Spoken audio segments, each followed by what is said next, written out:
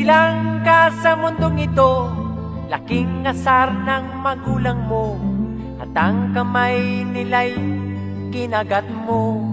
Aray!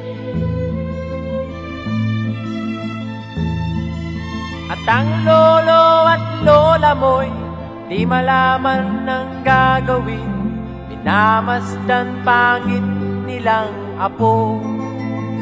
Mabangit na bata din eh. Bakit? Sa gabi napupuyat ang iyong nanay, pagkat makulit ang tatay mo. Sige na naman din. Ayoko. Sa umaga na may kalong ka ng iyong amang basang-basa sa'yo. Naku! Pusing na bata eh. Ngayon nga ay malaki ka na, malaki na rin ng utang mo, manang-mana ka sa tatay mo.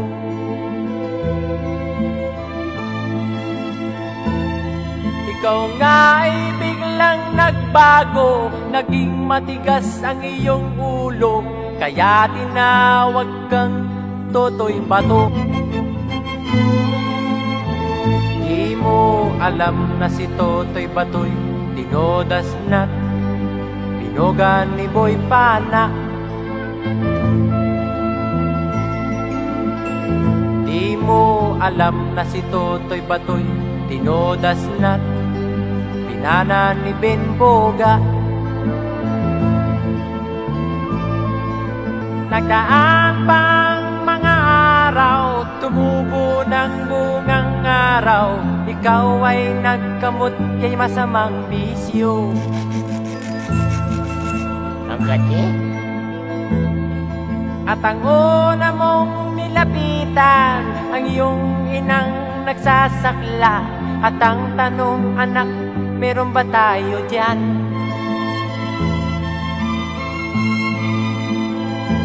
Diyan natatapos ang awiting anak na aming pinalitan.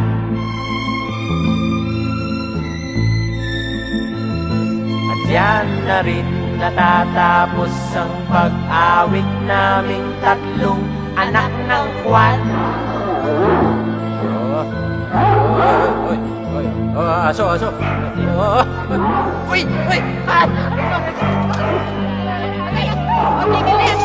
Tayo na anak!